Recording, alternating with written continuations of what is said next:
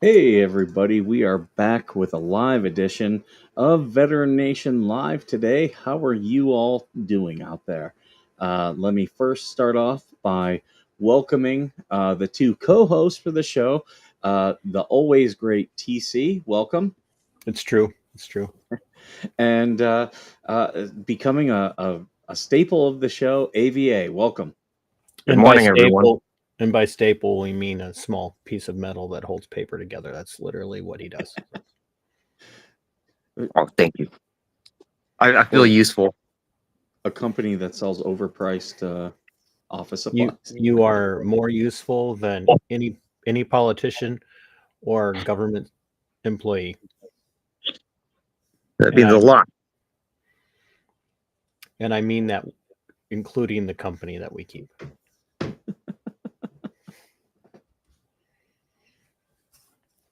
So how are you guys doing today? You having a good weekend so far?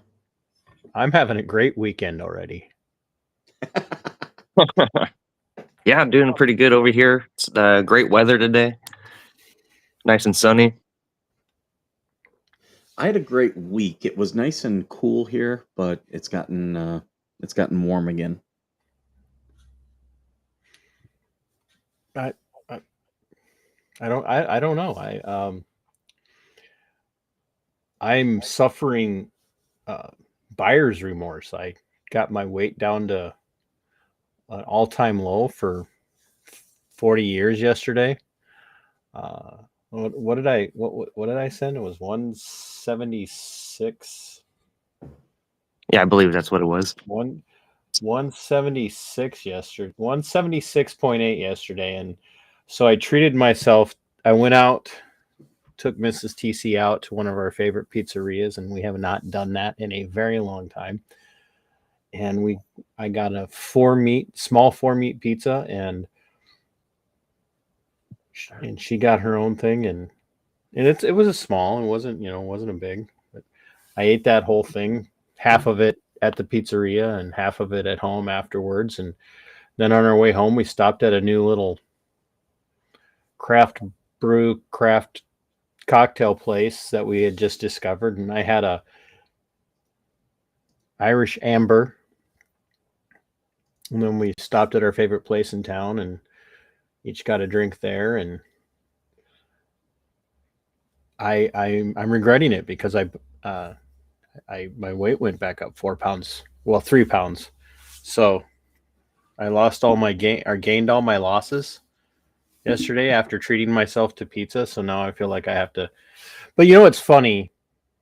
When I started this weight loss, Skipper didn't know me when I was really fat. Um, by the time Skipper and I met, I had already started to lose weight. But when I started my weight loss, I was 300 plus pounds, and I said I'm gonna get down to 195. And the closer I got to to 200, I was really excited, and I got to below 200 for the first time, and I went and had a cheat day, and then I got to 195 below 195 for the first time, and I was like, wow, this I'm gonna have a cheat day. So I had a cheat day, and then I'm like, well, let's shoot for 185. And I got to 185 and I had a cheat day. And now I got down below 180. Like I've been down below 180 4 times now since I've been below 185. And I feel like I need to find a good, healthy place to stop. You're going to be a skinny mini. I mean, does that make sense? It's like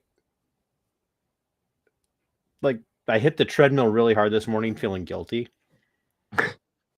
Gotta flog yourself. Yeah, I did. I was flogging myself. I did 15 miles this morning. So, Whew. You go, man. well, my average day is 10 to 11, so I only did 4 extra, but I don't. My t-shirts don't fit the same. I'm like now at the point, like I used to leave my t-shirts untucked. I know all the guys out here will represent this with me. You get to a point where you wear all of your shirts untucked, not because you're lazy and slobby, but because it hides the fat better. And now I'm at a place where I'm comfortable tucking my t-shirts in, and even tucking them in, they don't fit the way they should, to the point where you are now obsessed with your weight. Yes, Nancy, I am. Um, the missus was like, I was wearing a fitted t-shirt, and she like, hey, I kind of like that on you. And now I'm like busy scrolling, looking for fitted t-shirts on Amazon. And then I need one of the women to explain this to me. I don't know what happened. I was somewhere the other day. I don't even remember where I was, and the gal behind the counter was like, "Wow, look, how did TC look?" Yeah, well, I haven't done my hair the last couple of days, so. Me too.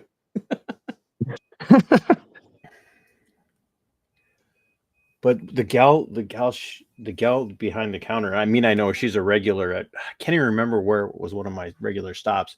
She's like, "Man, what's up with all those veins in your forearm?" And I'm like, "What?" She goes, "Yeah, you know women like that, right?" And I'm like, "What?"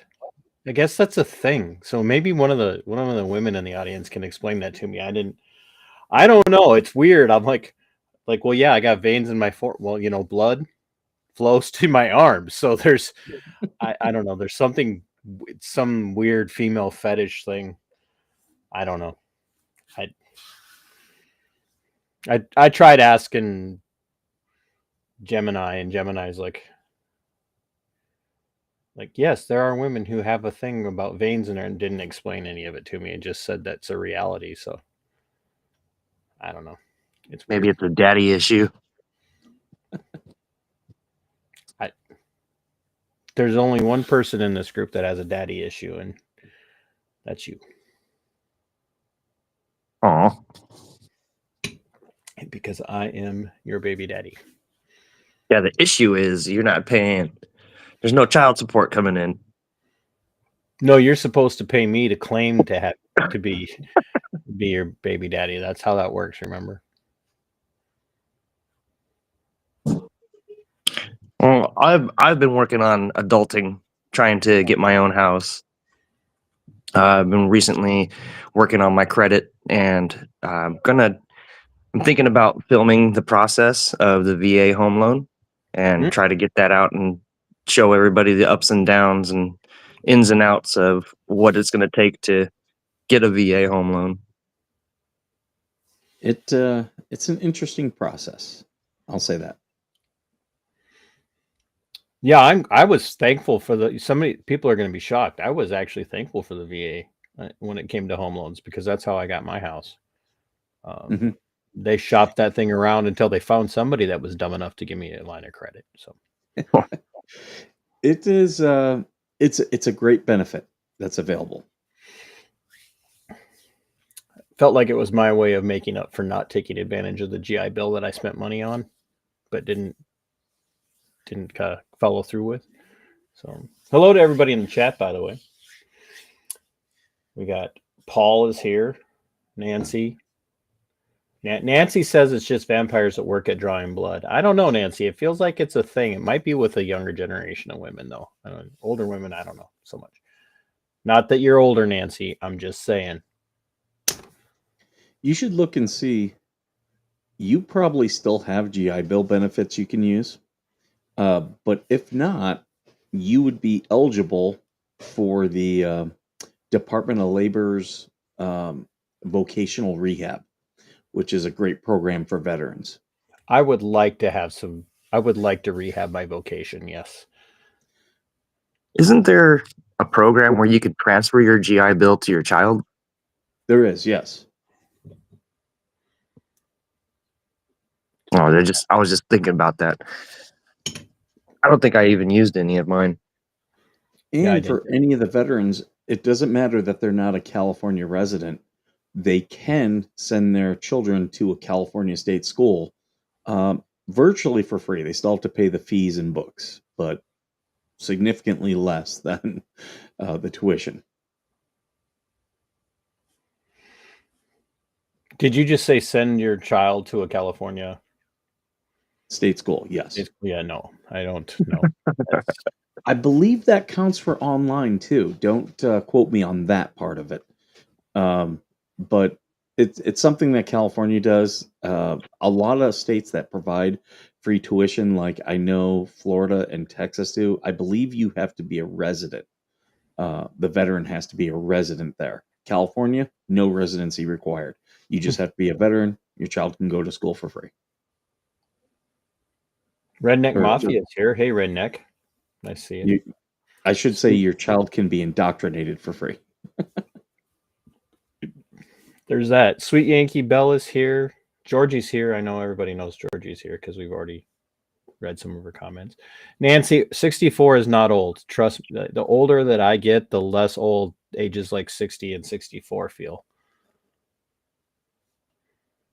Does anybody else remember when you were like 10 and you'd look at your parents and your grandparents and you'd go, man, they're so old. And then you got to your grandparents or your parents' age and you were like, when you were 10 and you got to the age that they were when you were 10 and you're like, why did I think they were so old?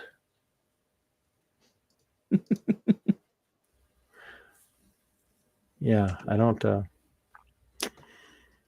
I agree with that. Like that accident that I was in previously, the lady that was in the car driving, she said, "I hate old people." I'm like, man, I'm not even that old.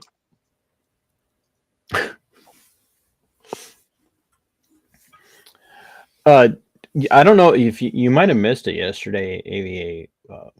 Georgie was asking why all Hawaiian desserts are made out of pudding. They're not made out of pudding. No, It just has thickeners in it. First of all, I don't even know what pudding is, but Pudding's my nickname for Skipper. Lady Jen, thanks for saying hello. Oh God, you let her. Why are you letting her in on Vet Nation? Go away. Doesn't she get enough airtime? You say your name, she appears. Good Lord. You said my name like 3 times. Obviously, you wanted me to come in. Heroes Chris is here. Hello, Heroes Chris. Yeah, change the subject. You look like a fucking buffoon with a hat on. Hey, don't talk about my baby daddy like that. Shut up, Ava. Them fighting words. You. It is the dead of summer and you're wearing a boggin. Why?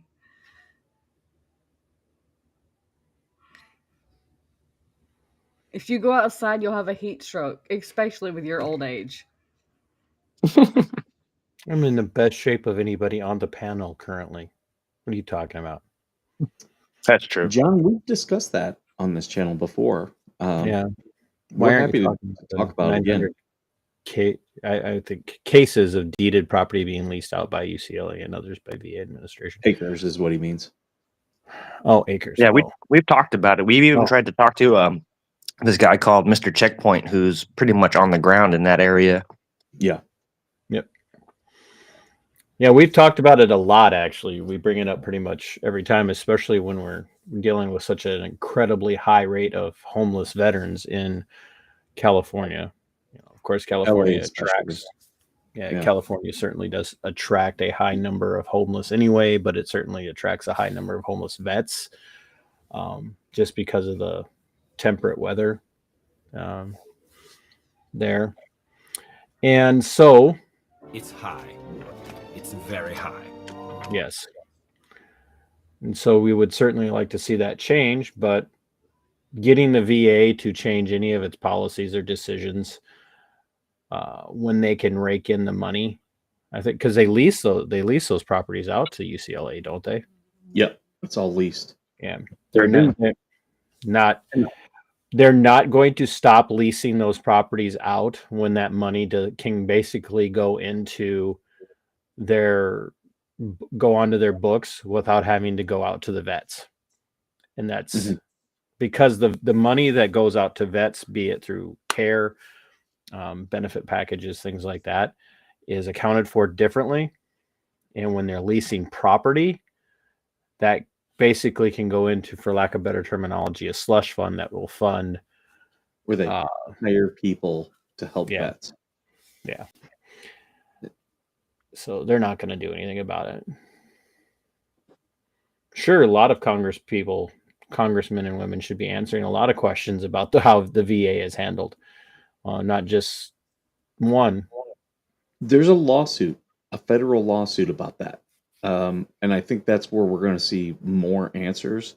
I haven't heard an update on it, but the federal court moves incredibly slow.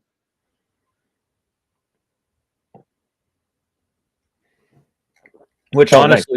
honestly you want. You should always want everything in government, even the courts, to move slow. Ed's asking how to get in.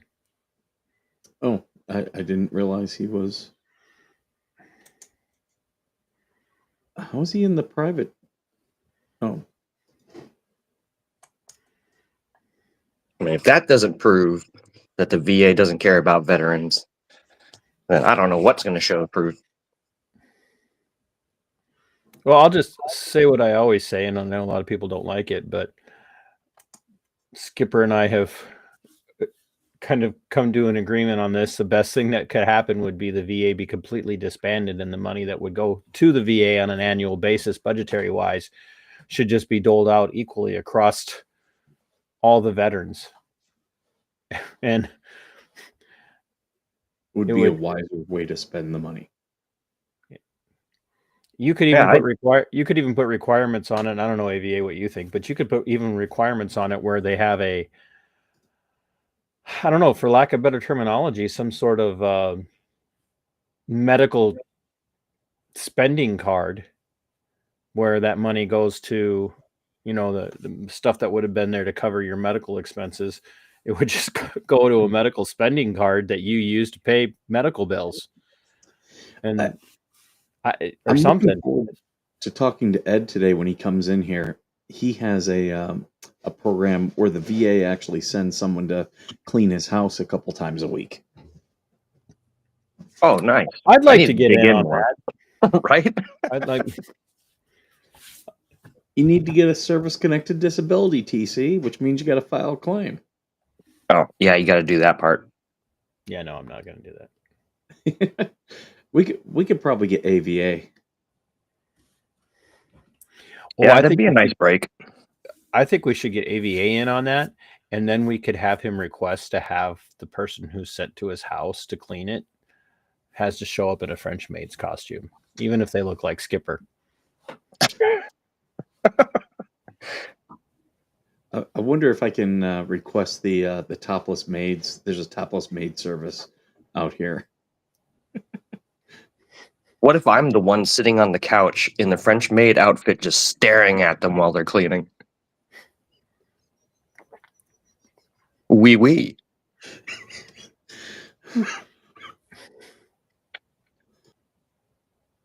I think on some level that would probably enter into the realm of psychotic.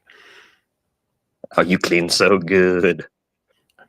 I love the way you polish that banister knob.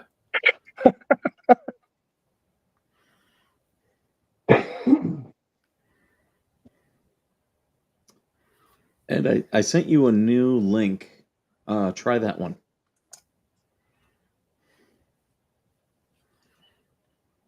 And I find it's best to sign in using a Google account. And if you have a Google account, use that to sign in to Restream. Well, while we're waiting for Ed, Skipper, you finally got your wish. Uh-oh. Harvey Milk is no longer the Harvey Milk. Oh, yes. Which was interesting because I'm the one that broke the news to Skipper.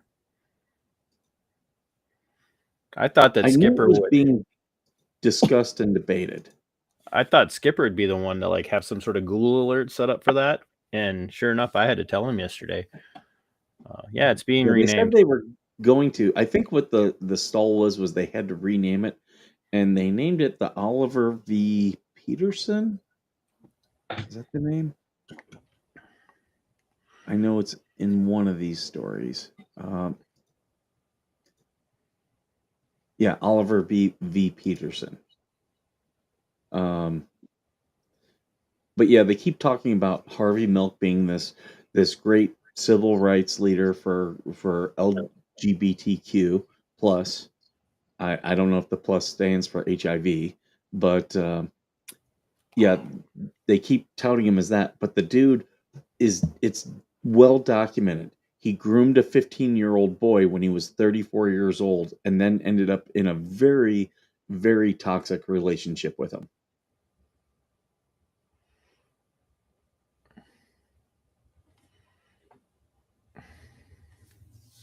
This sounds like a good show. I'll Well, take you've a not look at seen it, that? Nancy. You haven't seen Article 99? No, I haven't. Oh yeah, it's actually a very, very interesting and compelling movie. Hey, Joko. It's good to see you. Joko must be joining us from AVA. Huh? Yes. AVA's got a couple people over there watching on his What's channel. up, Joko Joko shows up in and my John stream. and Greg? And Lou. Lou's here. Hi. Oh yeah, I got it. I'm None of scrolling these- as I go. None of these stories. So we got that one from military.com up, and I'll put this one up from ABC. None of these stories mention Harvey Milk being a pedophile, a documented Gee, pedophile. what? No. Well, And yeah, like rename the ship during Pride Month, which celebrates the LGBT community. Okay. He was a Navy veteran and was discharged at the rank of junior lieutenant after being threatened with a court martial because of his sexual orientation. He was a pedophile.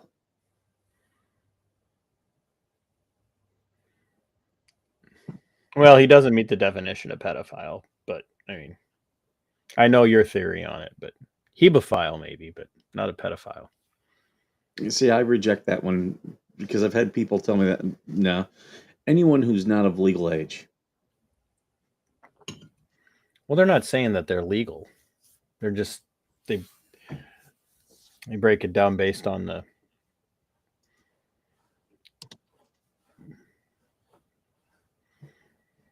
shall we say physical maturity aspects. It's still sick and gross, but yeah. There's Ed. Hi, I think. You made it. We got a Navy veteran to talk about the Navy issue. Okay, I think I'm in here. Yeah, we got you. Mr. Coop says he's taking Okay, a box hello of cookies everybody. and heading back to the sandbox. I don't know. Did you do something to Coop? Oh, I know. Coop's feeling left out because he's not running the show today.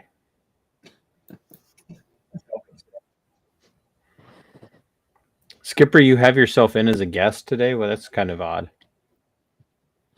Oh, does it say guest? I'll change that. I'll fix it.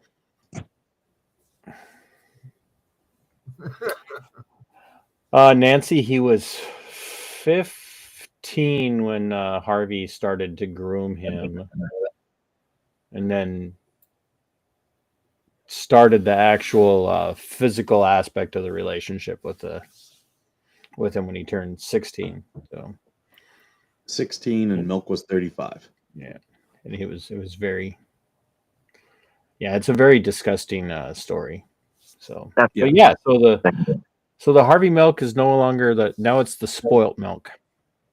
Womp womp. I don't know who Oliver Doubling. P. D. Peterson was.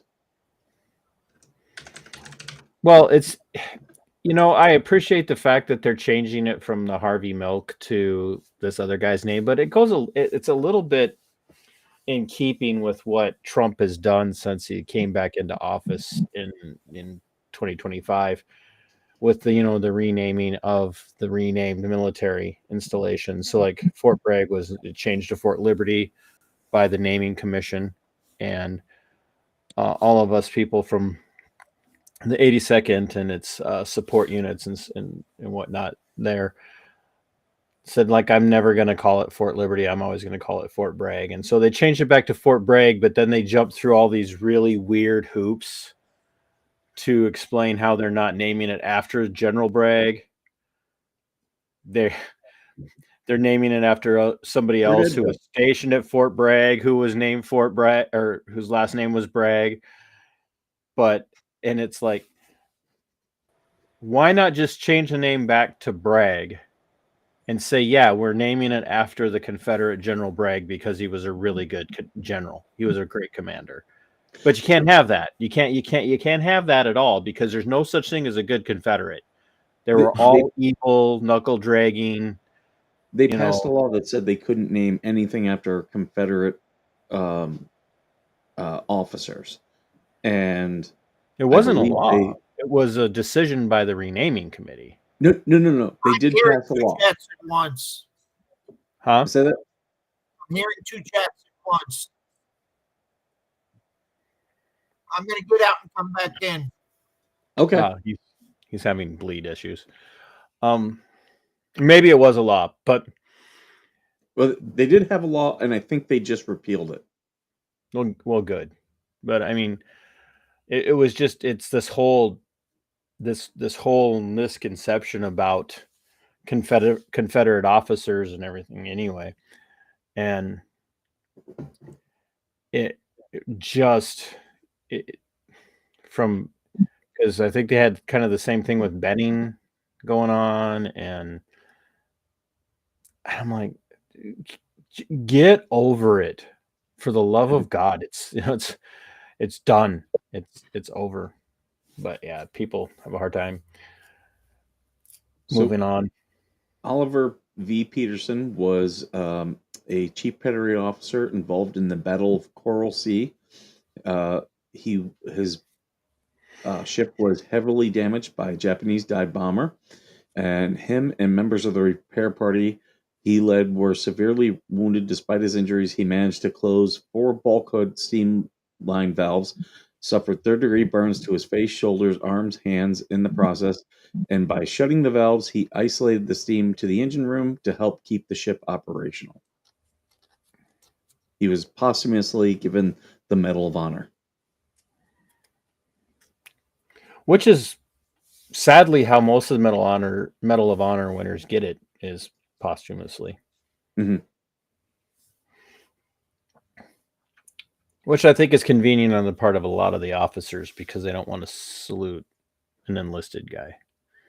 You know what's funny, Nancy, is all the people who want everything renamed because of slavery, they all love the Broadway musical Hamilton. And Hamilton was a slave supporter and one-time slave owner. Well, here's one, and people get really mad at me about this, and Skipper knows, and I'm swaying him. He's starting to see my view on this. There's this idolatry of Lincoln, right? And Skipper probably knows where I'm going to go with this, since Nancy kind of brought this up and we're talking about it. But there's this idolatry of Lincoln, this false idea that Lincoln freed the slaves and that Lincoln fought the war to end slavery, which of course we know is patently and demonstrably untrue. The American Civil War was not fought to end slavery. Lincoln had no interest in freeing the slaves. And when it came down to it, the number one enemy of the Union in the eyes of all the people who are Lincolnians was Lee. We talk about Jefferson Davis, but he gets next to no attraction or attention when it comes to General Lee. What a lot of people don't know is that when Mary Todd Lincoln's father died, he bequeathed all of his slaves to her. Her being married to Lincoln, that meant Lincoln inherited all of Mary Todd Lincoln's slaves.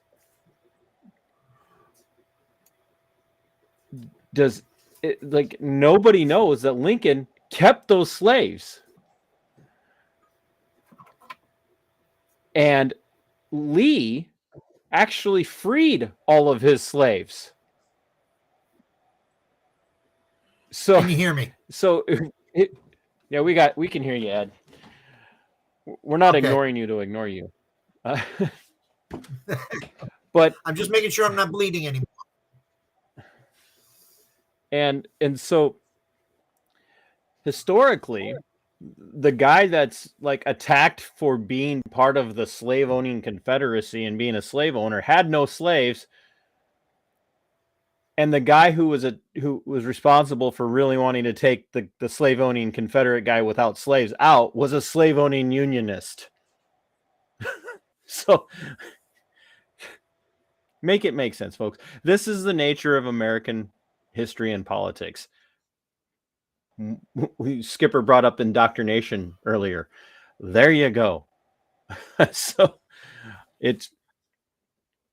that's what it is. So Skipper said he...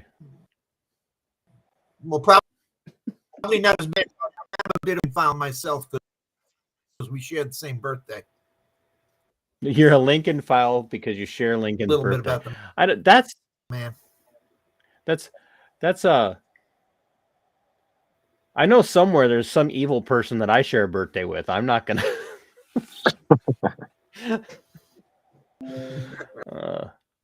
It's probably like Jeffrey Dahmer or something. That's or as Mr. Coop likes to call me, it's probably Ted Kaczynski, the Unabomber. I probably have a birthday in common with him or something. So Mr. Coop calls me the Unabomber. Well, I have to apologize know now what for having judging so many me. problems getting in here. You're okay, Ed. I do want to. Oh gosh, you fit in. Story that Ed has. Ed found some weapons one time.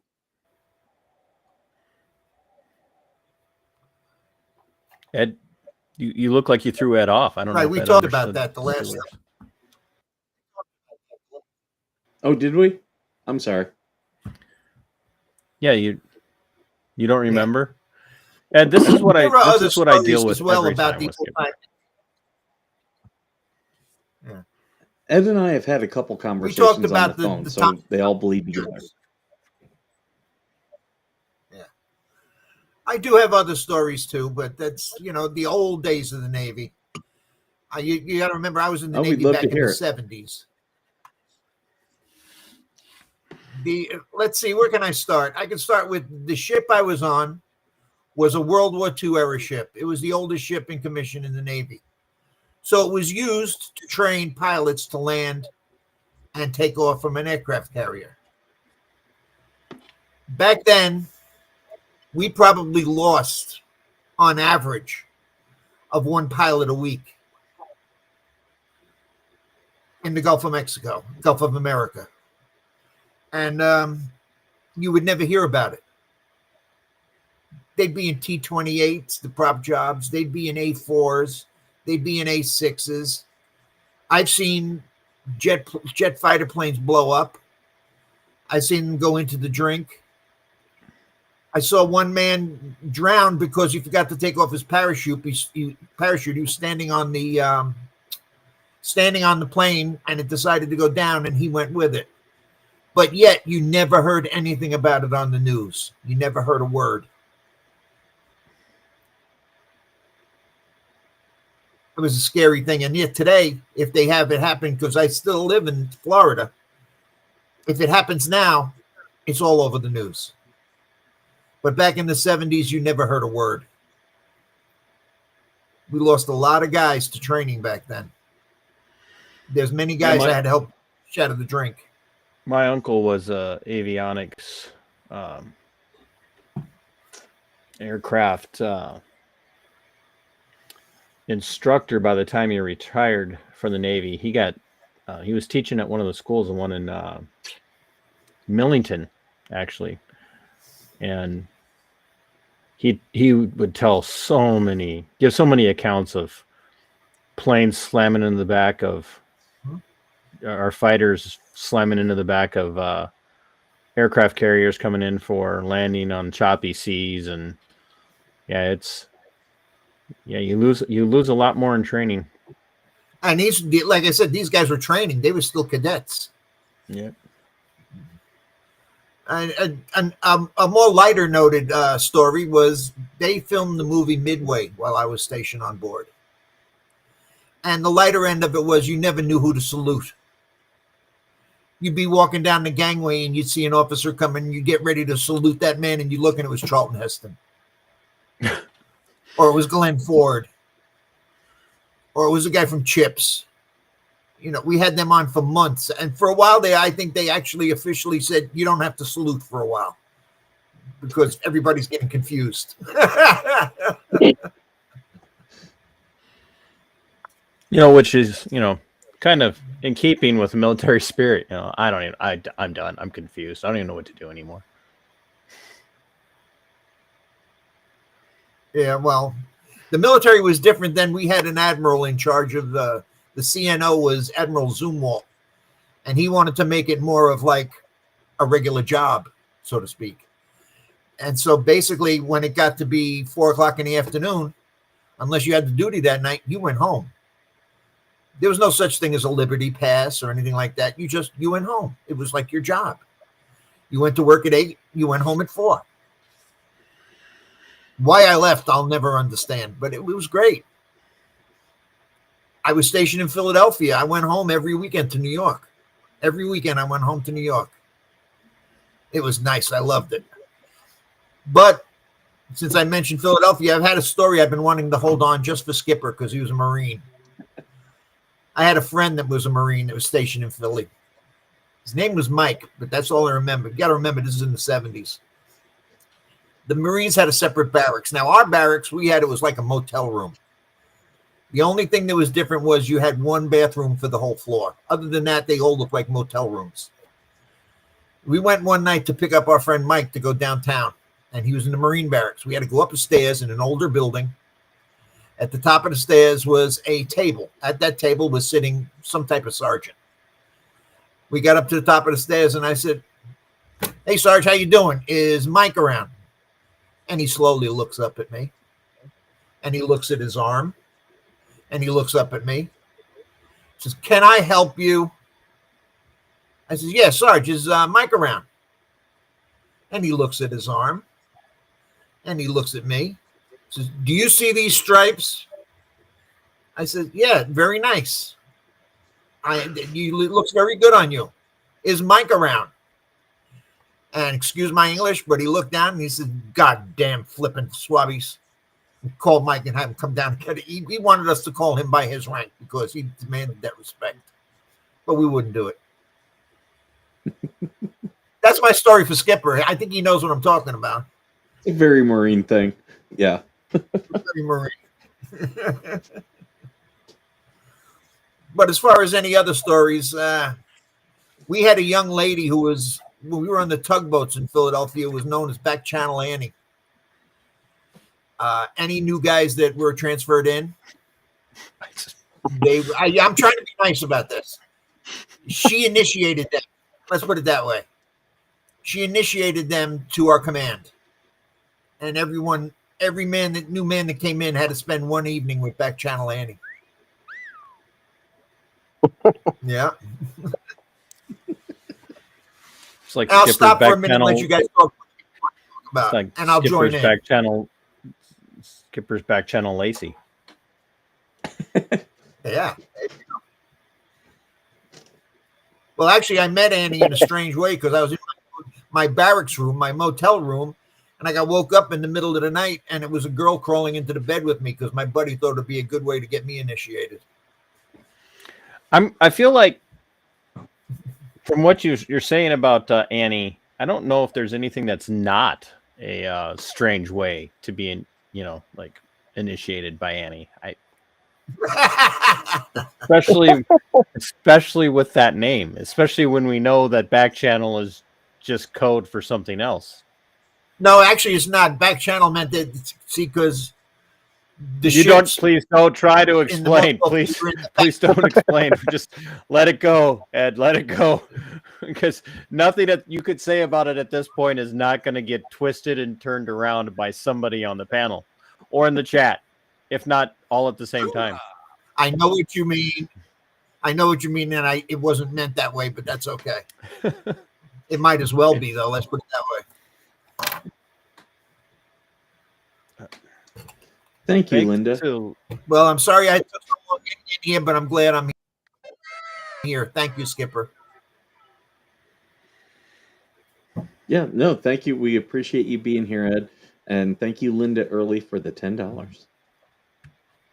We like money. we do. Some of y'all need to come over and, just saying, I stream too. TC needs some cheddar. He needs a new As you know, camera Skipper, for I the talked to my Freedom friend. Plot. I talked to my friend last night, and he seems fairly excited about coming and talking to you. But his next couple of weeks are pretty much filled up. We understand. We got to talk to your other buddy, too, up there in New York. Yeah, the guy who was involved in the helicopter crashes. Yeah. Things are starting to calm down. And yeah, Skipper's got some. I got a video going out tomorrow that I think people are either going to love it or hate it. And it's, yeah. Well, it's a very bold prediction, Skipper. I don't go out on a limb. It's going to involve puppets. I'm just not. I'm just like something has like things have just devolved. They Are you just by devolved. yourself when you do things with these puppets? Please don't ask him that question. He showed us And a I puppet think- earlier. He said he was just going to nickname it Handy, and I don't know where he's going with that. So Actually, Coop has me convinced I need to build a puppet, and we're coming up with a name. All I know is I want the puppet to be a homeless veteran. yeah, you asked us about that earlier in our little side chat, and I don't know how I Should show him your the picture. don't. Do I have it on here? I might. Could one of the mods put my channel in the chat? Georgie. Got to bring back the Freedom Plot. I do, but it's strange. I know I keep talking about it, but it's so much easier to do when the weather's cold because they're confined in the sub-zero, in that 15-degree weather or lower. They're confined to the coop, and so there's a lot more to see. But when the weather's nice, they don't want to be in the coop, but they do even more entertaining stuff outside. And so I need like 3 outdoor cameras that I can run at the same time. And they do not make a webcam that is outdoor friendly. And That's so I the have inspiration. Just so people have an idea of what I'm going to make. so I have to. My security system has 3 outdoor cams Right. that But all run at the same time. Yeah, security cameras are way different than webcams that you can actually connect to your computer and use on a streaming device or use for streaming. And I had to do so much research on this. And so when you look for an outdoor cam or a streaming camera for outdoor use, it always brings up security cameras. Well, you have, and a lot of the security systems that you would use it with, you have to sign up and you have to pay for, and then they don't allow you to stream your security camera because it's for security purposes. So, and I have Thank you, security George. cam.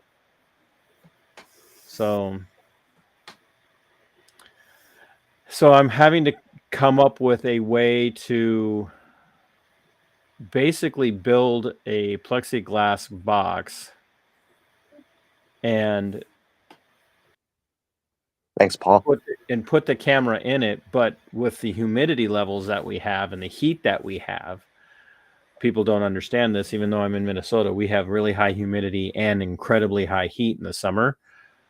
When you put the camera in a plexiglass box to protect it from the elements, you're also risking moisture buildup and heat buildup. So I'm trying to come up with a way to make it work. So Drill holes in the bottom. right. But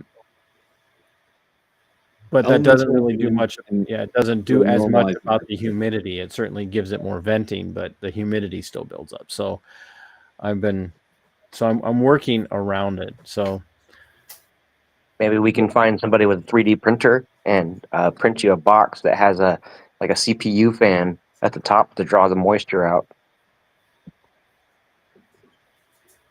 that's an idea. You can get solar powered CPU fans off like Temu and AliExpress and stuff. I don't do the Temu thing.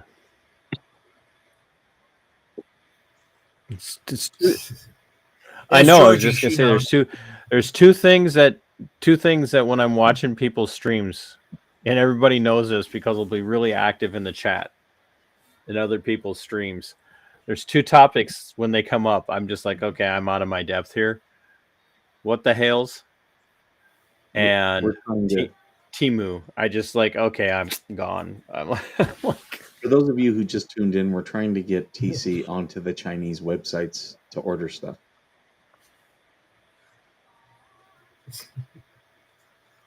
I just thought of another little story. While I think of them, they'll come up. As I mentioned before, for a while there, I worked in the mothball fleet, which has hundreds of ships, and they're there for different reasons, either to be scrapped or sold or whatever.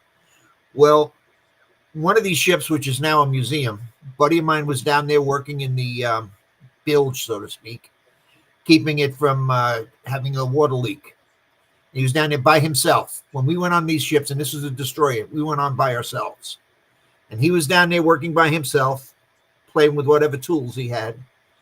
Next thing he knew, someone threw a toolbox at him. He said, who's throwing a toolbox? Who's here? No answer. He said, somebody threw the toolbox at me and almost hit me. Who is here? No answer. He got up. He searched around the ship. He couldn't find anybody. When he went back to the office, he said, look, I was down here fixing this leak in the bilge. Somebody threw a toolbox at me. What's going on? And they said, which boat were you on? And they said, the Sullivans. Oh, the Sullivans is haunted. And that's what they told him. I'm not saying it happened. I'm saying that's what they told him. The Sullivans is a haunted ship. And then I heard many, many stories later on after it became a museum of people encountering ghostly figures on the Sullivans. So That's I think my I story. think you're crazy if you That's don't believe crazy. in hauntings. Seriously. I used to work I- on the Queen Mary. And for those who don't know, the Sullivans were the 5 brothers who all died on one ship in World War II. And they were It was all from Cedar Rapids, Iowa. AVA, you worked on the Queen Mary? Yeah, No, the security guard. no. Do not twist this story, AVA. You worked with a guy that went by Queen Mary. That's Yeah. totally different than working on a boat. So Oh man, you're killing me. You tell TC's not a Navy guy. That's not a boat. That's a ship. Yeah, I haven't seen anything when I was working there, but I heard a lot of crazy sounds and voices. That would be a different show.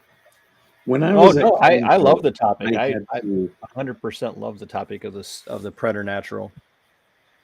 when I was at Quantico, I had to clean and maintain the cemeteries because Quantico has a lot of cemeteries because as families would die, they would leave land to the government, and that's how Quantico grew.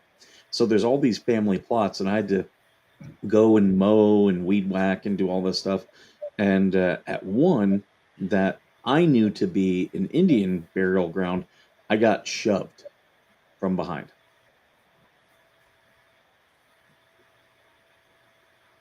Yeah, I believe it. The only Does that I can say, like when I was on the Queen Mary, I heard voices. Could have been in my head, but a lot of moaning. There was the elevator that we had to use that didn't, the old like cargo elevators that have the accordion gate. Don't. Oh, okay. I was thinking the thing that you pull and then. Yeah, it was an old one, but as the floors went by, it felt like somebody was looking at you.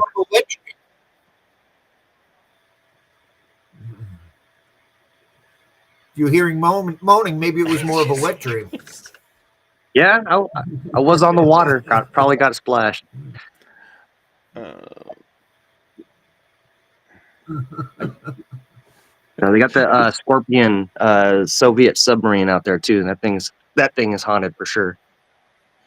Brett, can I talk about what you just sent me? Because people don't understand the military, and it's just such a funny question. But I want your okay if I can. No, I think I just think you're either overconfident in the amount of wisdom that you have or knowledge that you have, or you're just absolutely crazy if you do not believe in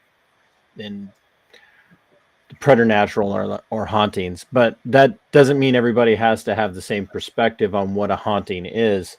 So there is a well established now theory about hauntings that's referred to as stone tape theory. Stone as in Stone, and then tape as in Tape.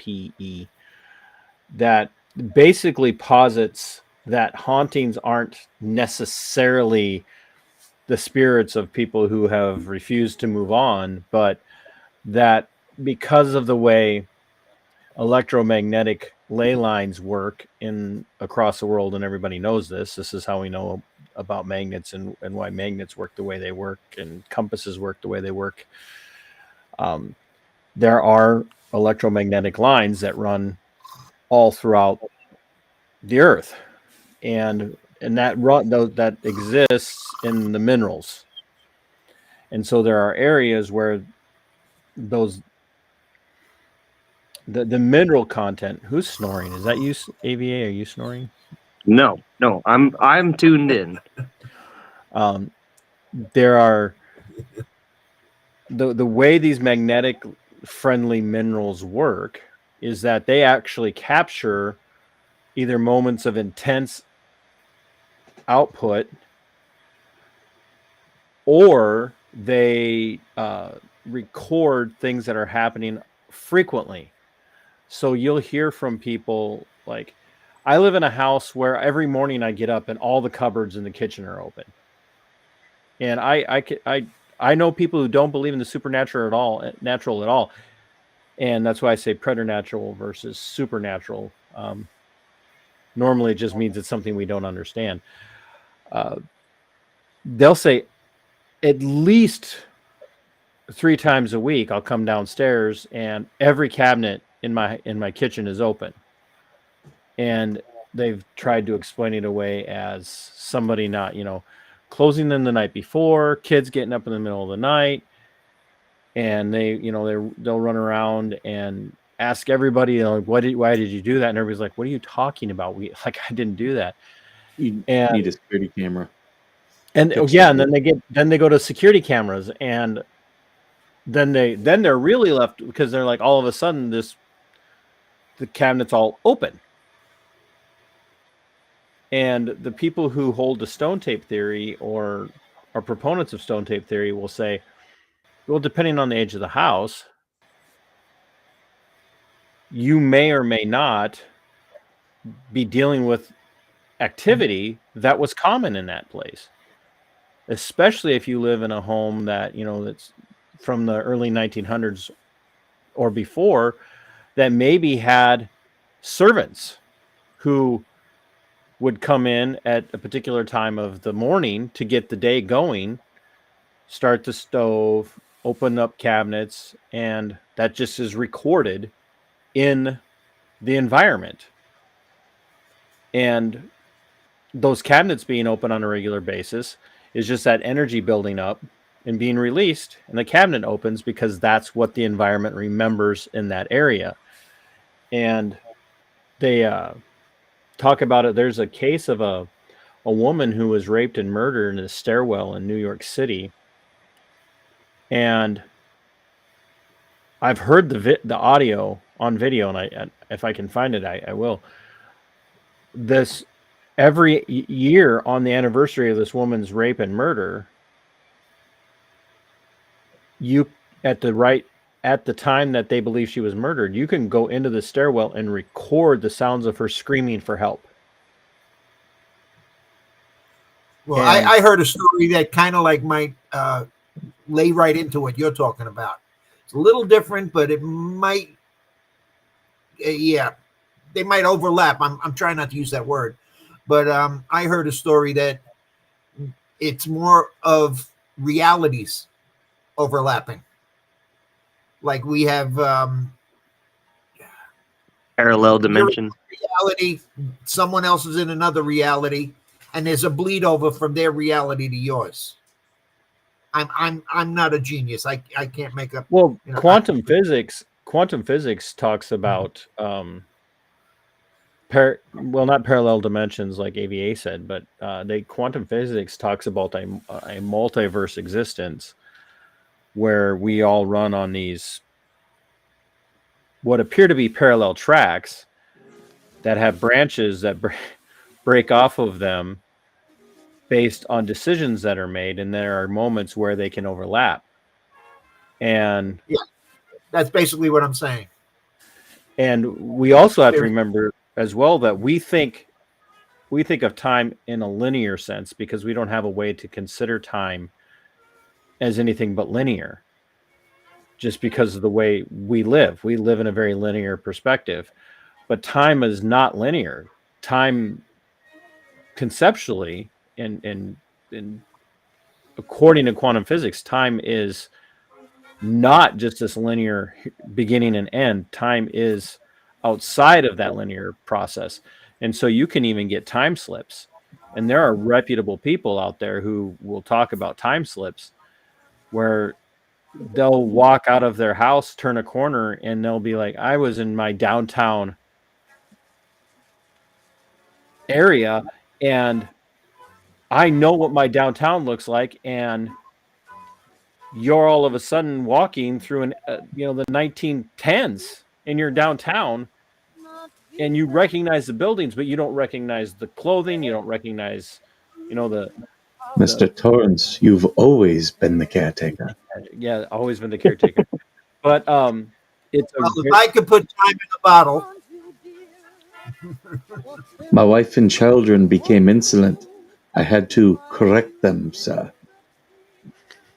George. there's a few stories on YouTube about that. Actually, I saw one just the other day where they said some man appeared in the middle of Times Square in 19th century clothing, and he started freaking out, ran out in the street, and got killed. And nobody knows who he is or where he came from. He just appeared out of nowhere. Have I ever been? I have had an encounter with a person that I know is demon possessed. I just know it for a fact. Several of them. I've got a question. When we brought up the quantum physics part, what do you think about the Hadron Collider and its possibilities of ripping a time-space hole? Are you talking about in CERN? Yes. Well, I know that Need China has Elon one as well. for a conversation. I would never say that we couldn't develop the technology to be able to do something like create a wormhole, like, because that's basically what people are afraid of, is that they're going to create a wormhole, or even go so far as to create some sort of black hole. And I mean, and we know That's what I'm concerned about. black holes are a reality. We do see the existence of black holes in the universe. We do see that there are these places. out there that when you look at them with a telescope or a magnetic telescope, you can observe light being pulled, which seems almost impossible when you consider that light is not doesn't have substance. Light has no substance. It doesn't and it never stops existing. We see that, like you point a flashlight out into the sky and you might not be able to see that light or past where that light appears to end, but that light just continues to go on forever. Light does not stop existing. And so when you see a star, in our sun is a tiny star in comparison to other stars that are out there. You could see these massive stars putting off a massive amount of light, and you get a few thousand light years away, and all of a sudden that light just gets sucked into a hole and disappears. And they're like, what is that? Well, that's a black hole. And so the idea of the Large Hadron Collider being able to create a black hole, I'm not going to say we could never get there, but I do think we're monkeying around with things that we shouldn't be monkeying around with. And we have to ask ourselves, why are we As far as interested what's going either in there? inside or on the other side of a black hole, everything is just guesswork. Well, there is a current hypothesis that we are living in a black hole. Our universe is in a black hole. My love life is in a black hole, but that's besides the point. Yeah, what Dr. Sean Mary is saying, diffuses in space because of matter. Right, it gets absorbed, but it doesn't. The light itself is absorbed, but light doesn't cease to exist, which is why it reflects. It can go on if there's nothing in its path to absorb it. So it's not like plasma. It's just like the existence of antimatter. Everybody talked about it for a long time, but nobody believed it. And now we know that there is antimatter. There's matter and antimatter. It's not just a thing from DC comic books. And dark oxygen is a thing. Dark oxygen? Yes. It's I'll send you a link to it. It's a lot to explain. But isn't this just things that we've named that? We don't No, know these if are it's recent actually discovery. what you say it is. I'm talking about Like- matter, antimatter, all of it. It's just that's what we've named it. We don't know that that's exactly what it is. Well, I mean, antimatter is what it is because of its properties in comparison to what we call matter. It's just like the idea that all life must be carbon-based. Right? So people believe like all life on Earth is carbon-based. It's demonstrably true. We cannot find anything that is not carbon-based that's living, but not all carbon obviously is living. And so the question remains is if all carbon, oh boy, this is a weird conversation for Veteran Nation Live. If all life on Earth is carbon-based, then is all the carbon in the world potential life, or is it all left over when life dies? And so You could be in another solar system and everything is sulfur based. You don't know. and there is a lot of within quantum physics and even now we're starting to see people talk about things like quantum biology. We're starting to get people to talk about silicone-based life, or not silicone, but silicon-based life. Skipper has silicone-based life behind him. So there's just it's so like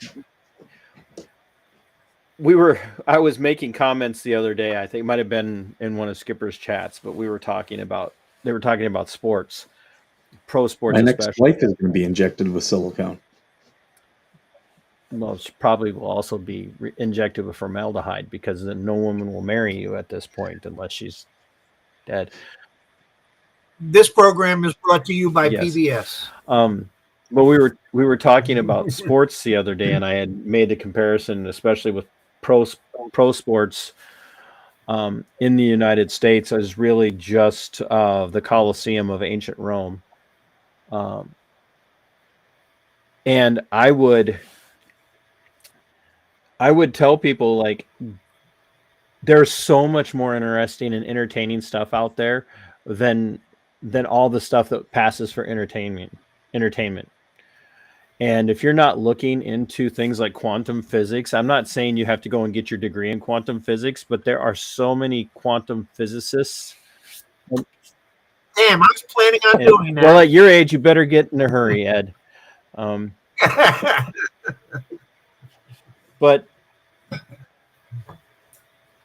there's so many interesting things out there that you would be so surprised at how much you can learn about just the world around you if you're willing to look into them and not say things like, well, I don't believe in that. Because sometimes your belief in something or disbelief in something doesn't matter. It doesn't disprove the reality.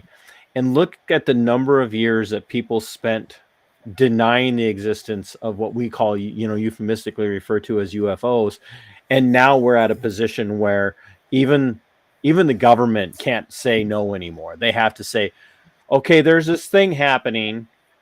We can't tell you what it is, but there is a thing happening that is not just us doing research. Because, for the longest time, anytime somebody would spot an unidentified aerial phenomenon, as they like to call them now, they'd go, oh, that was a government weather balloon, or that was an experimental aircraft. And now they're like, yeah, there are things out there.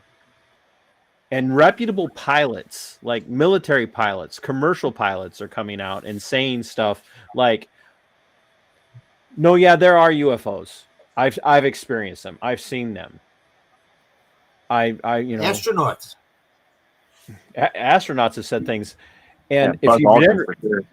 if you've never watched the movie to get a feel for just how deep this goes, there is a movie called Fire in the Sky from the mid-90s.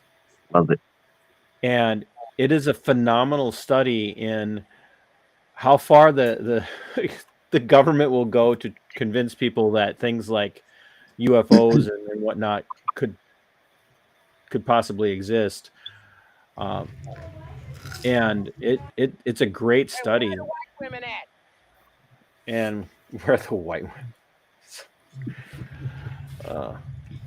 We found one. PC, I think that you and I should do a segment every now and then on the unexplained and other natural. We'd spend most of our time trying to figure out Skipper. Tinfoil hat stream. I am so down. I think me and AVA should drive up and go camping and try to find Bigfoot. I think I'll you be should right go out behind to you. Joshua. I think you should just go out into Joshua Tree, because Joshua Tree has its own lore about a Bigfoot type creature in Joshua Tree. It's got people I do know they scared have to work death. In my opinion about the Bigfoot, I think, just real quick, I think that, how do I explain it? All the hair is kind of like an environmental suit. And there's a little alien on the inside. Like Men in Black when they pop open the head.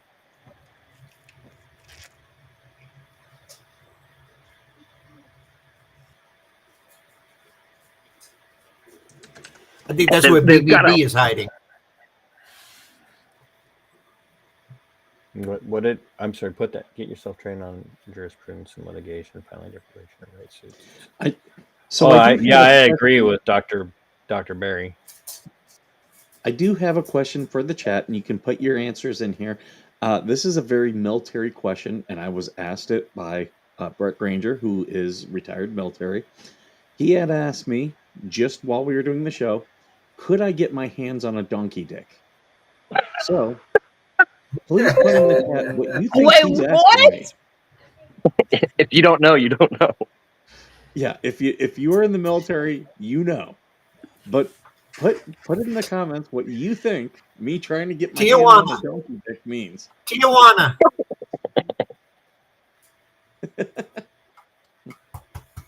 Tijuana has plenty of them. I'm sure they do. There's a lot of farms in Tennessee. Oh man. They must know I was going to Mexico and think I'm going to a donkey show. Well, as long as you're the one not doing the quarters, we'll be good.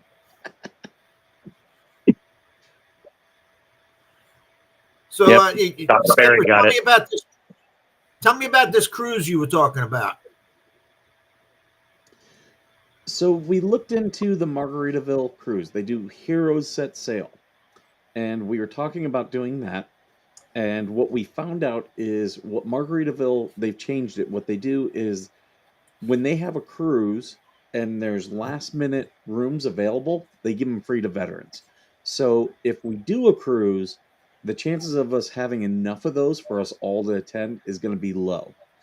But I've talked to the Grangers and I've also talked to the Huffs, and we're looking at doing a cruise in February.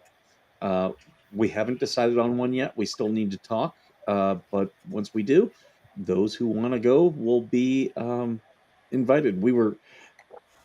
In general, we're looking at out of Tampa.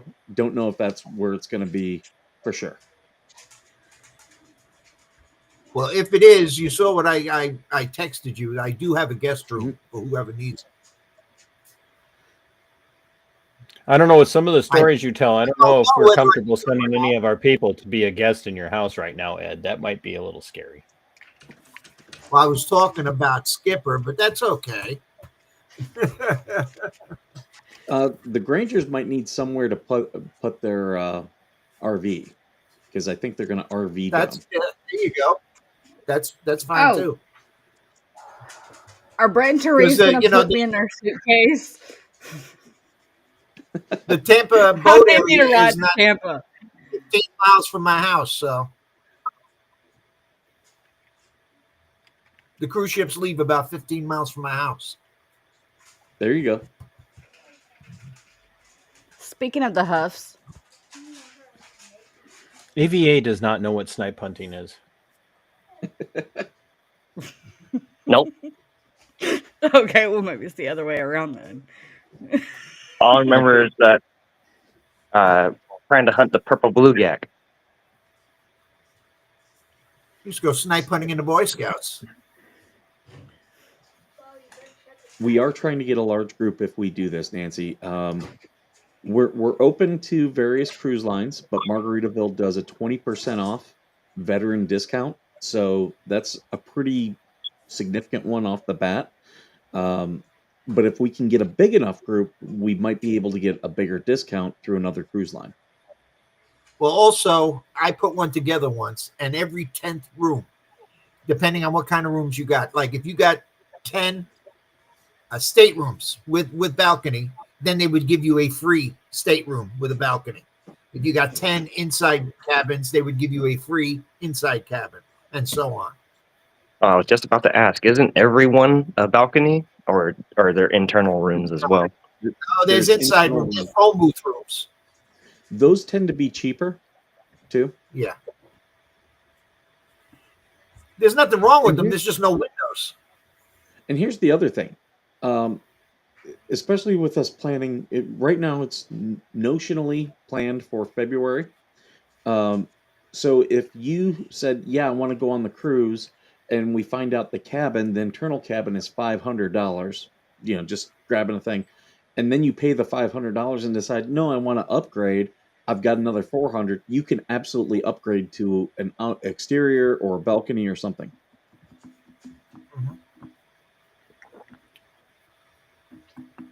Yeah, I used to do travel as a side thing, as a side hustle when I first retired. Georgie wants to hide in someone's bags so she can. No, I will pay my way to get on the ship. I just need a way to the ship. You can sit on the rudder. We put together a cruise one time, and we had, just for my neighborhood, I'm not talking about my high school I'm not talking about my town or my neighborhood. All the people that hung out together back in the day. 44 of us came. It was the best reunion I ever went to. There were Best reunion. there were 44 people alive when you were a kid. Oh, And most of them are still alive today. Thank you very much. I'm trying to figure out where TC has room talking about anybody being old. Yeah. His goatee is as gray as Yeah. mine. Ed's still got me by 20 years. You just sit over there and suck your bottle and hush. Leave Ed alone. I will pick on Thank you, Georgie. Ed all I want. Don't you thank you, Georgie. Her. Leave my Ed alone. She's a non-vet sitting on a vet panel. Jeez. Next thing you know, you're Shut going to up. bring somebody in from the Space Force. well, we know Yes. that they don't have any veterans. You're the one that Those asked who for wish to somebody go with will daddy need a issues, and passport. I appeared. So, just out of what have to yes, you have to have a passport. I found that out. So, just out of curiosity, since Georgie's here, Oh, dear. did everybody enjoy last week's live cooking stream? Oh, okay. Even I took a nap during the stream. No, that was pretty cool. I liked it. So, She was making fun of me this morning because I was making blubbery muffins. I missed that. Was that I didn't Was that watch a- it because I do my own cooking. a coffee with Skipper thing or? No, it was just we were in the Discord Oh. talking, and yeah, I was making blueberry muffins, and I kept calling, "Oh, they smell like blubberries." So I was just curious if everybody enjoyed the cooking stream because we are interested in doing another one, and I already have Yeah, put a 1 in the chat if you enjoyed it. put a I did 2 in the not chat enjoy if the you homework. which you failed, by the way. Yeah, I fell asleep and lost half of what you said. You said you squirreled. You never said anything about falling asleep, but Well, I was And the trying to be truth comes nice. out.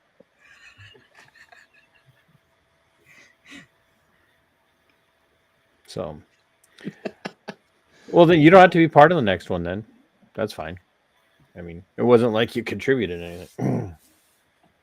The only hard part is just cooking for myself. I always end up cooking too much and giving it to the neighbors. Oh, who is this Timu crew spreading filthy lies? That part, Dwayne. Coop does not stand a chance because he can't use Mama Coop because Mama Coop does all his tasting, and without a taster, he's dead in the water.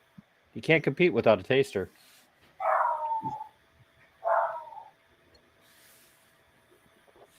Even the dog called bullshit. No, I agree. It is bullshit that anybody would think that Coop couldn't beat me. But Bless your there's heart. no way to test that because I'm not going to Florida and he's damn sure not coming to Minnesota. So TC, we should have an MRE cook-off. that's harder than people think because people get very creative with MREs. Yes, you Military members and their creativity of MREs rivals prison cooking and people who are locked up in jail and detention centers and prisons are incredibly creative. I have seen some really good food get made with some of the worst product you could possibly think of because they get so bored with their options that there's actually you could buy now jailhouse cookbooks that teach you how to make like jailhouse burritos, jailhouse nachos, jailhouse cakes with I was going to say, it's amazing what they can do with Doritos and Fritos. yeah, you just sometimes almost 13 years of watching detainees cook, and I don't mean meth. It's an incredibly. I used to tell them, man, if you could put this much time if you could put this much time into figuring out how to make a really good burrito in jail, imagine what would happen if you would apply yourself to living on the outside. And they'd be like, hey, now that I'm sober, that makes a lot of sense. So, but yeah, if you guys enjoyed it, I already have something planned out. I owe Skipper a written recipe for what we did last week, but honestly, if you're interested in learning what I did last week, just watch the video. Because that's the thing. I told Georgie this. I don't really know what I'm making most of the time until I go to the store, because I buy everything on the spot. I don't go to the store with something in mind. I go to the store. I go to the store to see what's available, and I try to buy fresh, and I plan my menu around what's available, which is the way most cooking should be done. And that's why we have such a problem with people being unhealthy, is they just buy a massive amount of prepackaged things like Jiffy cornbread, you morons. Blech. Hey, Skipper, didn't you mention something about a veteran cookbook? I do have some recipes, and yeah, I want to put them into a Veteran Nation cookbook that I can then put up on Amazon and sell. Oh, that'd be fun to do. Yeah. I've got some recipes. I just have to spend the time and like take them from where I have them and like write stuff about it. Southern cooking is better than whatever TC cook. Mismatch Menace, you have no idea what you're talking about.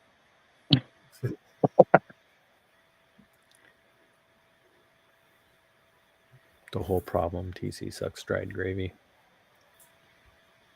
That's nice, Georgie.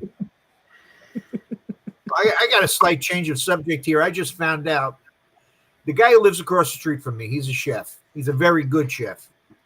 And his job is he goes around the country during the week to different companies like Intel, Google, Ford, whoever. And he advises them on how to upgrade their commissaries for their employees. Lately, the past few weeks, I haven't seen him at all. So I ran into him finally yesterday, and I said, Mike, what are you doing? What's going on? He says, you wouldn't believe how the economy's going. He says, the companies that have a factory or whatever, they're opening them up, and they're expanding their commissaries. Those that have an old place that they've closed down, they're renovating, and they're expanding their commissaries. Those that don't have a place at all, they're building a place, and they're going to get new commissaries. He says this economy thing that everybody's wondering about whether we're doing real good or not. Well, according to him, it's exploding. And the way he finds out is how they're all working on getting their commissaries up and running for the employees. Just thought I'd throw that in there.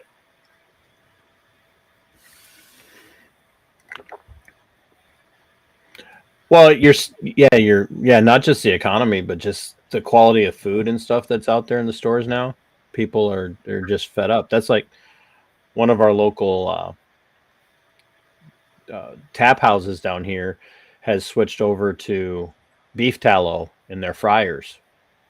They've gotten rid of all the seed oil for deep fat frying. They're doing beef tallow, and the food, the fried food, just fries alone, completely different quality of food. So if you're still using seed oils, so if you're buying vegetable oil to cook with, stop. One, it's incredibly unhealthy for you. Two, switching over to something that is not a seed oil, you will be absolutely floored at how much better your food is, even if you're not used to cooking. So Well, it don't use depends on seed what I'm oils cooking. I either use olive oil or canola oil, one or the other.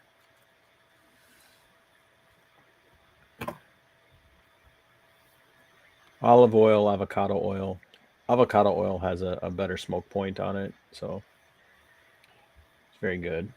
Love it. I like cooking with bacon grease. Yeah, bacon grease is phenomenal. Bacon grease is phenomenal to cook with. I love to use bacon grease to make roux for gravies and soups. Mm. It's the only way I can eat liver is if you cook it in bacon grease. Yeah, the best way to prepare liver is to take it out of whatever packaging it's in and then throw it in the trash. Yeah, I mostly cook it off and give it to the chickens is what I do. So they'll eat anything. So I'm the same way with Brussels sprouts. as I am with Brussels sprouts. When I was a kid, I almost choked to death on Brussels sprouts. I can't even look at them anymore.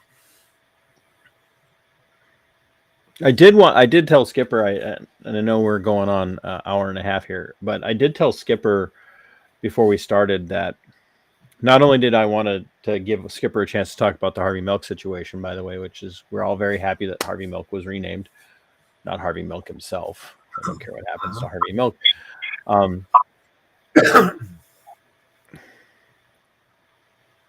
The man was a perv. Johnny Martinez. That's I don't know where he came from, but that's an interesting question. But I did want to, because I know that we've talked a little bit about some of the continuing warfare that's going on in the world, which is really important for veterans. And I know that Skipper and AVA and I are all fully on board with the Defend the Guard legislation that's going around. It's in all 50 states now, and it's really starting to make some headway in Arizona, Montana, for sure, are seeing some success with it. But we are, whether we like it or not, we might be seeing peace having apparently been arrived at between Iran and Israel, which ultimately means between Iran and the United States, because there's no war that Israel fights that the United States doesn't also end up fighting. But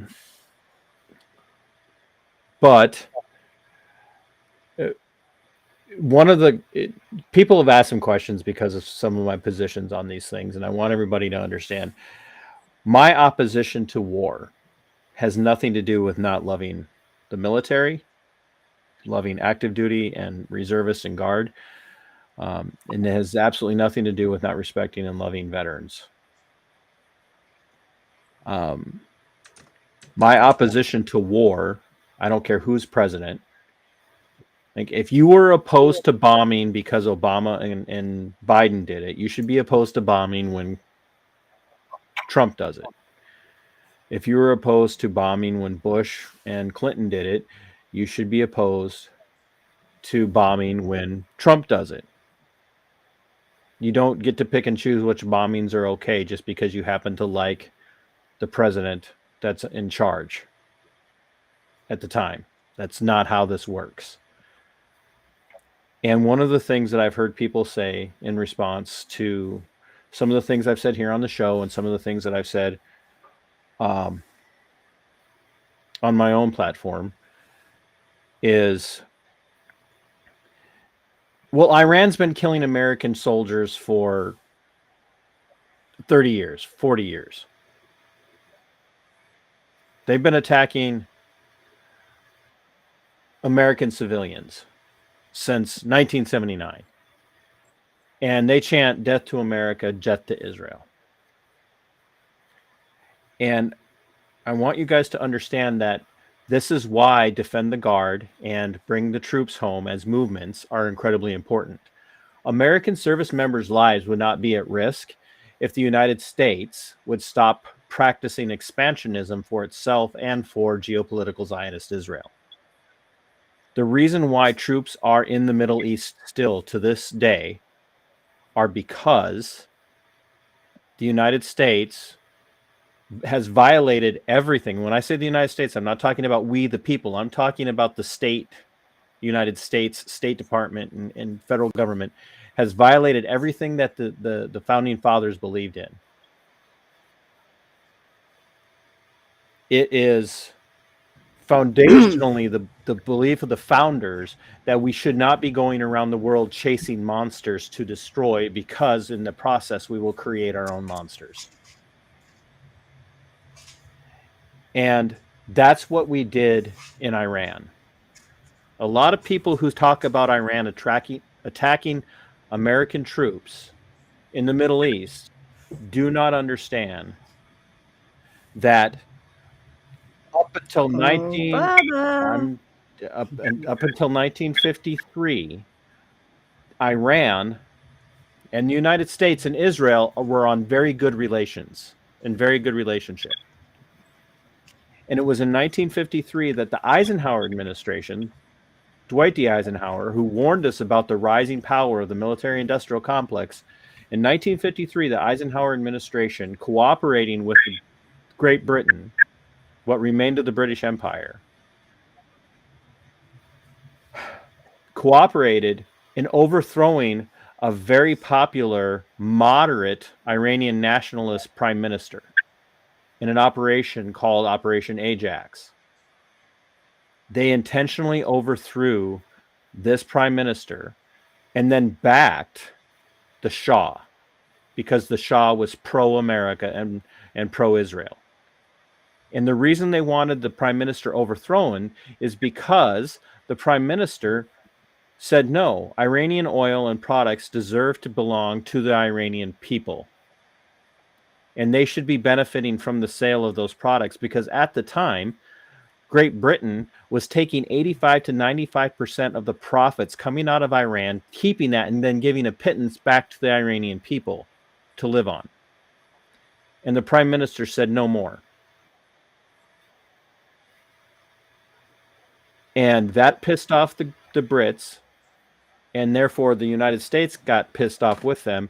And they said, we got to get rid of this guy. We need somebody that's not an Iranian nationalist. They backed the Shah, who, contrary to all these talks about how wonderful life was in Iran under the Shah, is not true. The only people that benefited from that life were the Shah's allies. And the Shah was allied with Israel. He did missions, or he did work and allowed Mossad to work in Iran to target Iranian nationalists, not Iranian Islamic extremists, but Iranian nationalists who said Iran for Iran. Now, why is it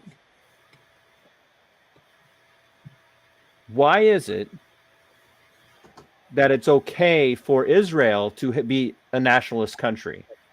Benjamin Netanyahu's own words in the last few weeks is that Israel is a country for Jews. We can have a country for Jews, but Iranians cannot have an Iranian country. Palestinians cannot have a land of their own.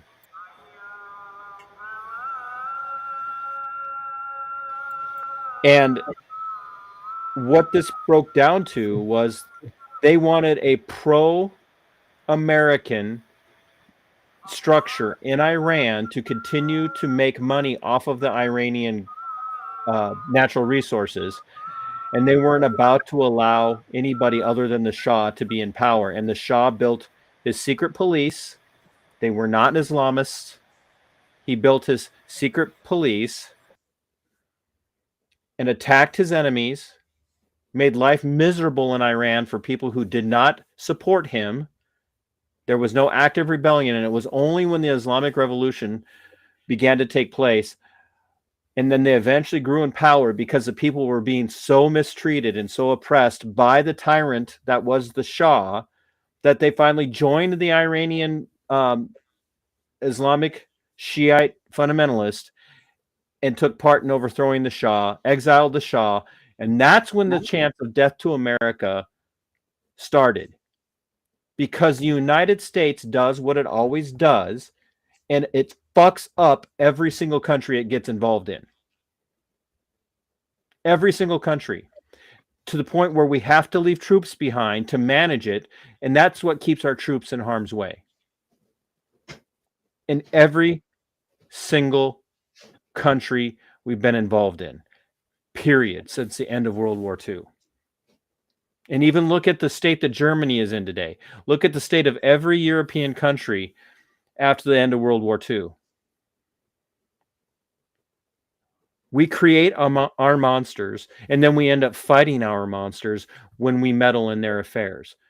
We overthrew the democratically elected prime minister of Ukraine. And now we're spending billions of dollars funding, still under Trump, funding Ukraine's unwinnable war against Russia. And we're just fortunate that Russia has maintained some semblance of civility, because Russia could roll over Ukraine tomorrow if it wanted to. So for anybody to say, well, Iran can't have nuclear weapons. Israel's got nuclear weapons, which historically were stolen from the United States. Fact, not speculation. For the record, I don't think anyone should have I agree, no nuclear one should. weapons. But there's only Anybody. one country in the world that's ever dropped a nuclear bomb.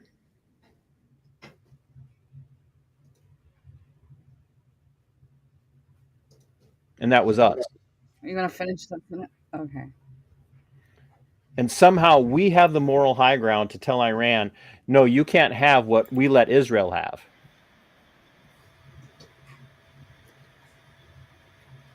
And I know that the vast majority of people who watch Veteran Nation I voted for Trump. But there comes a time Again, where you have to say, we have to stop meddling in other countries' businesses. Because that's why we keep having troops deployed in places like Syria. is that meddling, or was that Israel asking for support from their allies, and we're not the only country that was going to step up and help We were the them? only country that could do what Israel wants done. Nobody else had the ordinance to do what Israel wanted done.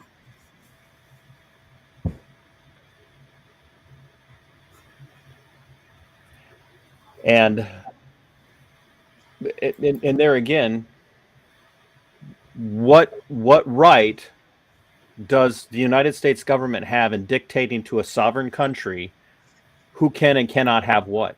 Why aren't we bombing North Korea? They have nukes. Why aren't we bombing Russia? They have nukes. Why aren't we bombing? Because they're not bombing the Holy Land. That's why.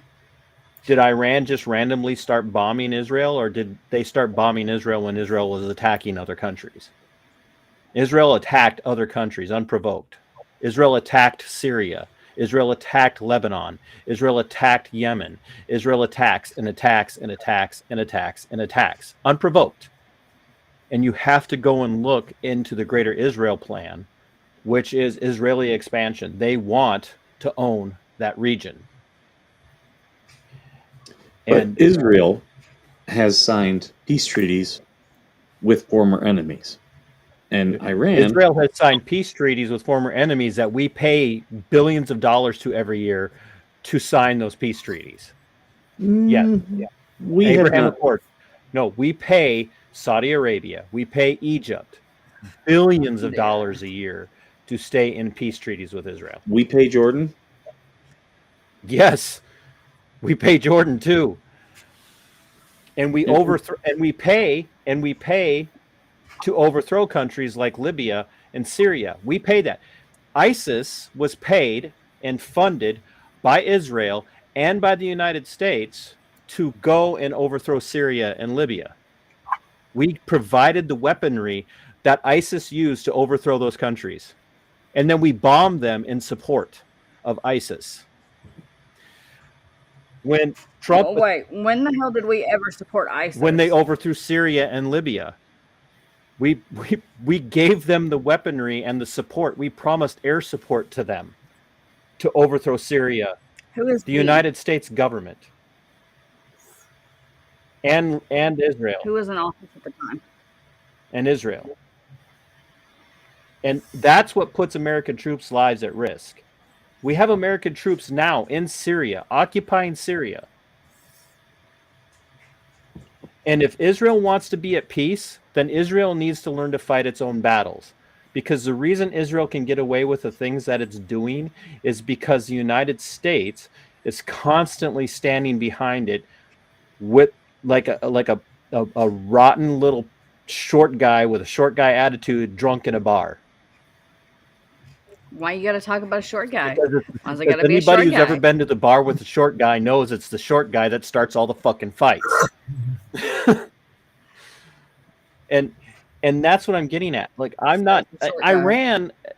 Iran's not our ally. They're not a good country right now. I'm not arguing that. But neither is Israel. Israel is not the good country right now. They're not the good guy in the Middle Eastern bloc. They're just not.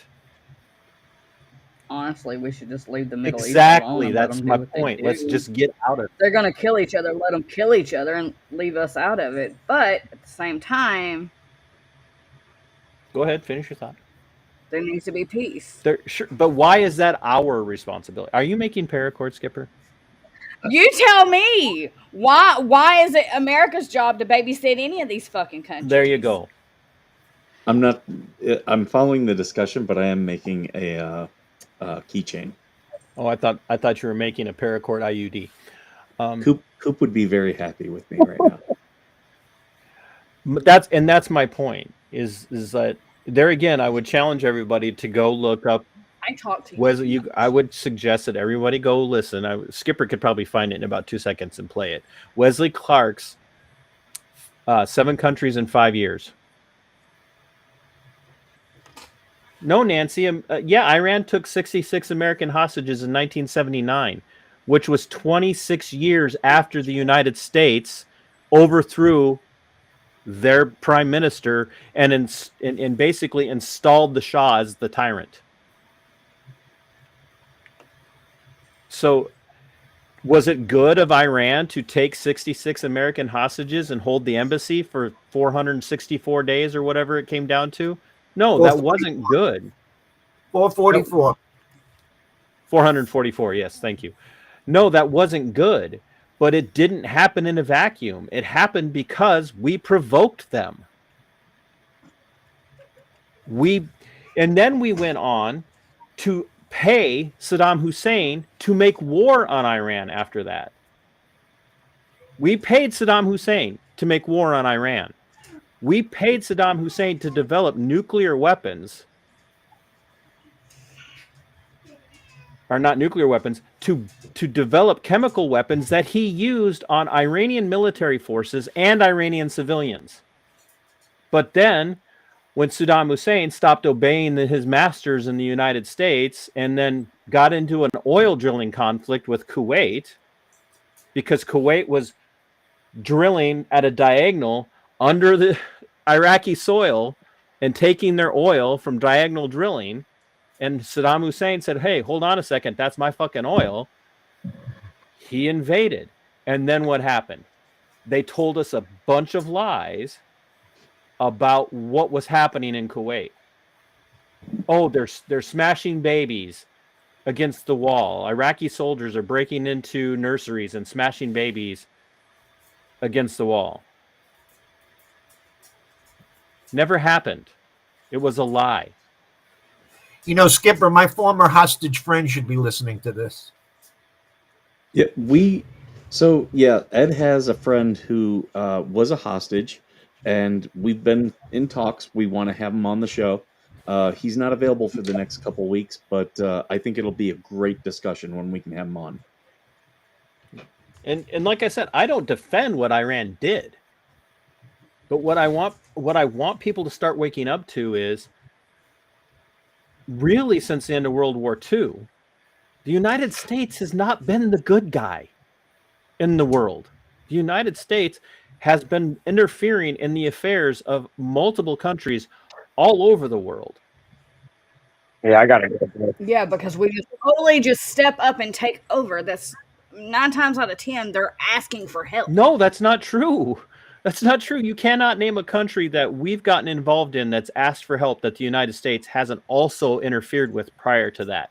Or we've made the excuse that it's to stop the spread of communism. It's to stop the spread of fascism. It's to stop the spread of whatever it is that we've determined is our job to stop. I just find it funny how I thought we all were these the people on fascists. the left compared Trump to Hitler for 4 years, Not 8 me. years, whatever. I'm not it was. talking about.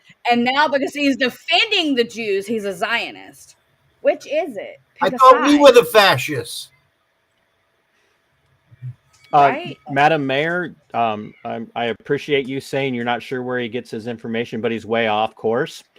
I'll devastate you in a debate on this. You have no way to keep up with me on this.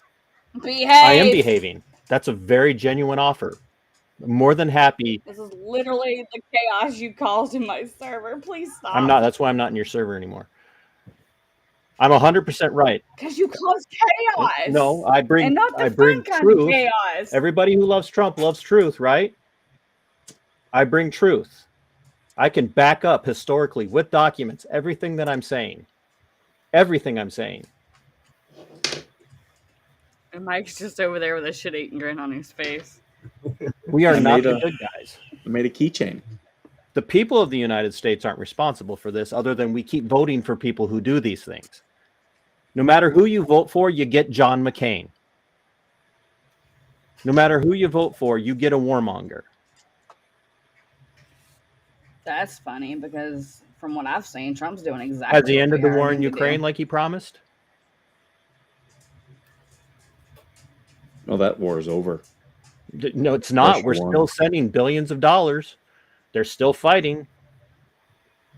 They're still fighting. I think we need to buy a new soapbox. Yeah, I agree. I'm sick and fucking tired of American troops being in the Middle East and being in harm's way. Why are American troops in Syria? Why? Why are American troops on ships in the Persian Gulf right now? Why? What good? What interest does it have for us? And when I mean interest, what does it do for the homeland? Why? Why are there almost 1,000 United States military bases around the world, manned by American soldiers, airmen? Keeps the oil flowing. We don't need the oil from the rest of the world. We have the largest supply of oil untapped in the world underneath the United States. Yes, but there's certain factions in this country that won't let us tap it.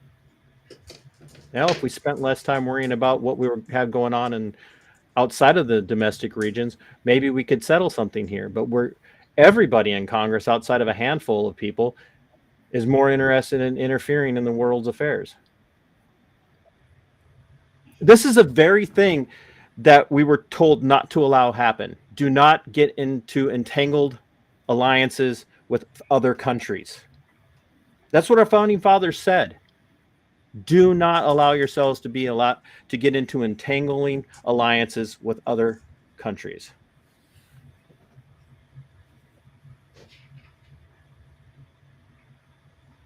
And this is why we have been seeing American service members die every year since the end of World War II.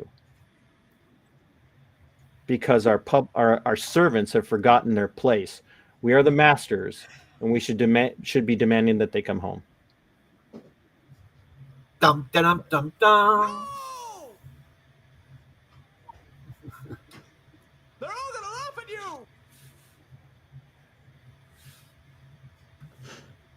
I have so much fun doing this.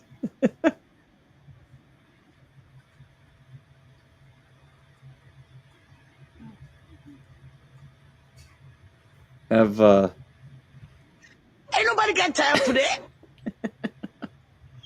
we could end up having a debate on here in the coming weeks. Well, we I'm should. here for it. I am here for I'll it. take on anybody you bring. I'll take on anybody.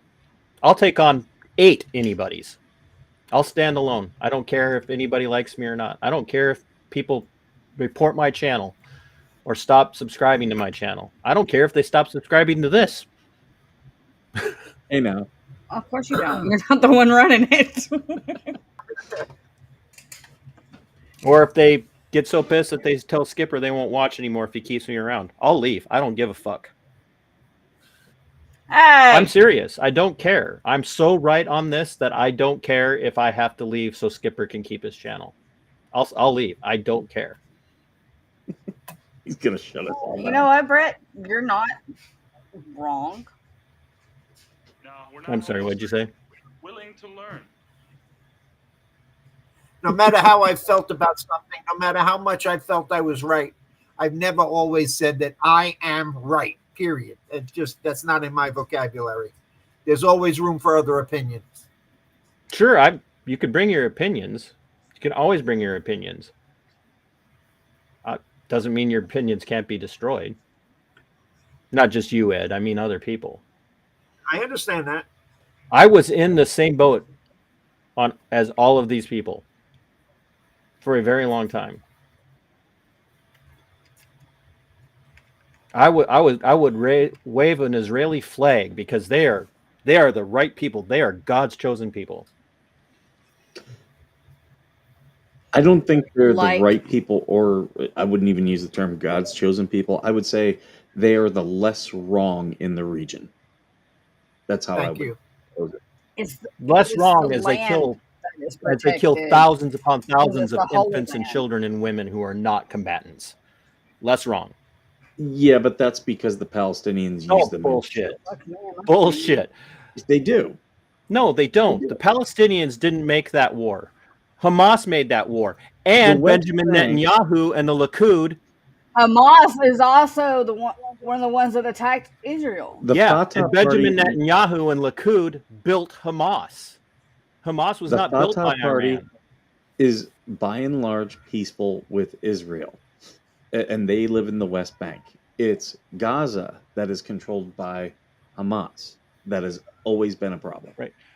Gaza is controlled by Hamas, which was put into power by Benjamin Netanyahu and the Likud party because they could control them, and they had a substance that to get to them, which was to promise them money and support if everybody would was- vote for them. In the 1980s, when they were fighting the PLO, correct?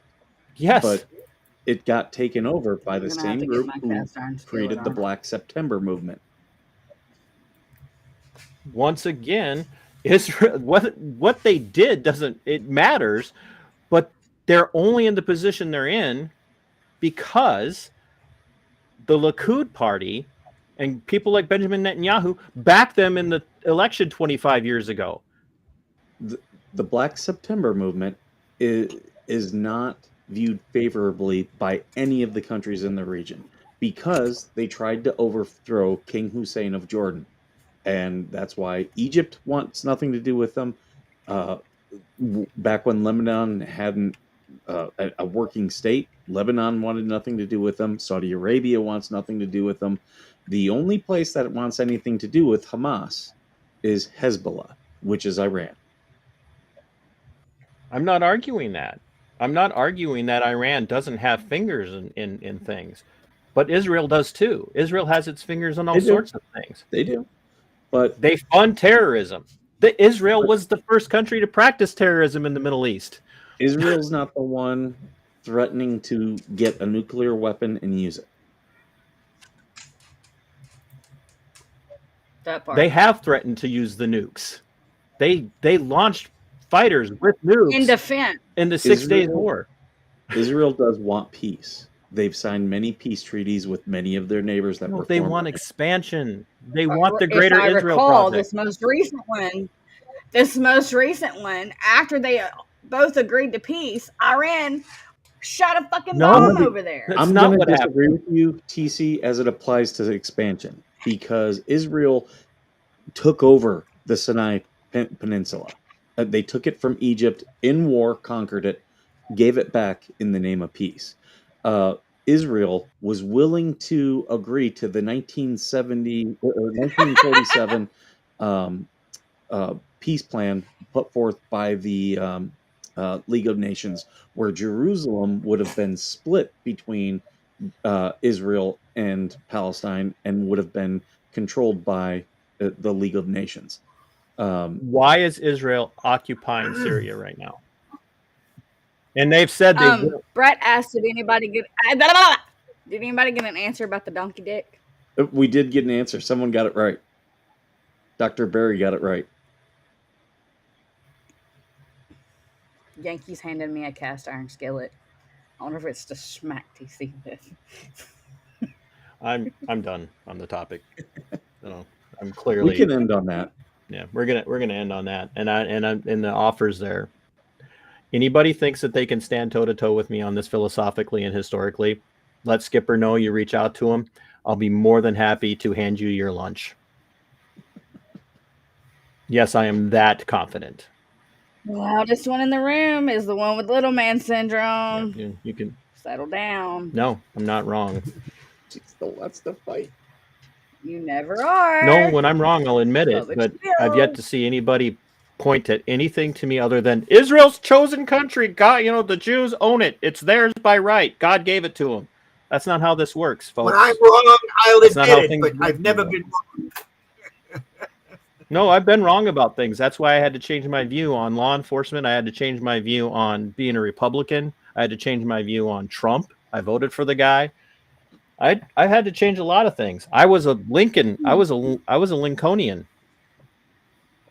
and it took a lot of time for me to come to the realization that Lincoln fucked over America. He did not save this country. He ruined it.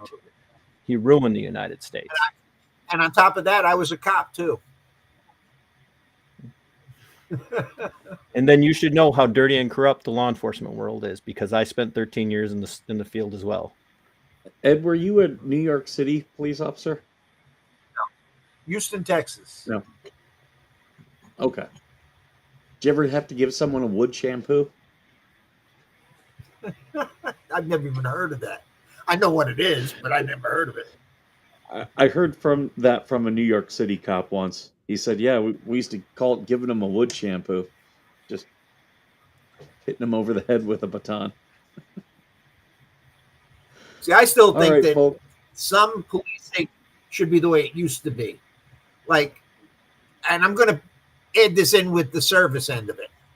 If you're a kid and you go out and you steal a car or whatever, and you get caught, now they just give them a little probation, maybe they get a little bit of jail time. No, do it the way they used to do it. You go into the courtroom and the judge says to you, you got a choice. You go to jail or you go in the service. And every guy that I've known, because I grew up in New York City, every guy joined the service instead, straightened out his life, and never got in trouble again. Skipper, you might That's the want way to to know go. his And I ending. got caught shoplifting one time when I was 13 years old. They put me in the tank at the police station for about 8 hours. I learned my lesson, You might and I never had to go want to to court. know just Just put me in the tank. people that have tuned in. There are reports coming out of Washington D.C. of a car bomb. So I don't know how valid it is, but there are You reports. want me to look it up? Well, I'm looking at the reports right now, and some people are saying car bomb, some are saying car did explode, but we don't know for sure what it is. So, Did you say in DC? Yes. I'm checking on X. I'm not seeing anything yet. Oh, Amazon delivery Yeah. van explodes in DC. Here, let me pull it up. Because there is video.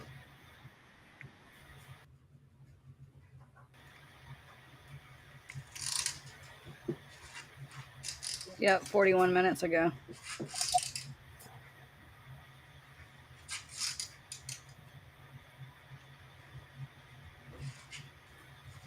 Okay. This is all raw, so I can't tell you what the footage looks like or anything. Just started. 23rd Street South, Sunday, June 29th. Wow.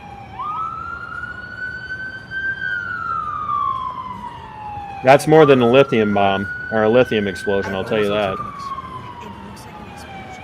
I was just about to ask, could it have been one of the new electric Amazon vans? But No, lithium would not have. I can't imagine lithium would be doing that like that for that long. That is not a cop car. That's like a service demon. The vodka. Yeah, right? Hmm. Hard telling. Could be nothing, but I just thought that you should know. Yeah, I'm going to see if, real quick, I'm going to see if we can find any other. Yeah, it's all the same footage. views. Yeah. Well, rest assured, we know one thing will happen. No matter what they decide, it'll be used to drive fear porn. That's for sure. No Yep. matter which way you look at it. I'm going to say goodbye. I do want you guys to know the reason I hold the views that I hold is because I love my fellow soldiers, airmen, sailors, Marines, and I love the vets. And I'm just tired of our people being sent to die in other countries. There's not a single place in the world worth losing another American service member in. None. Not one. Bring them home and put them on our border so we can control our border. Yeah, it seems like a lot of them is going to be working on Homeland anyway. Well, they actually ought to open up With a few all bases these- along the border. Open a base along the border. Right. That would help. I think we should open more bases along the border, and then we should put Mexican food joints on them. There you go. Georgie, you have a stream coming Need up. more ice. Do you want to plug it real quick? Yeah, me, Mismatched, Sounds of Oz, and possibly Sweet Yankee are going to be doing a song competition in Can TC get in on that? less than 30 minutes. Mm. I've had enough of Soapbox TC today. I know what he'll sing.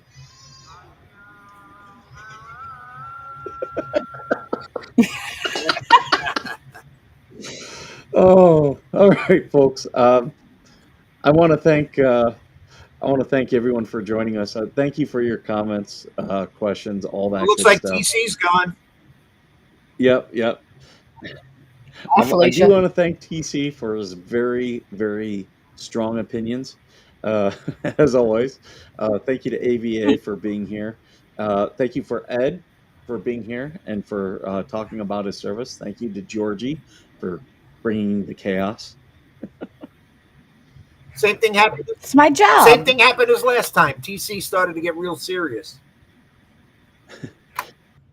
He always does. You have to learn to tune him out and take a nap with him, Make sure everyone tunes in or just take him out to to the woodshed. Georgie's stream. That will be on her channel, Georgie's Life Unfiltered on YouTube.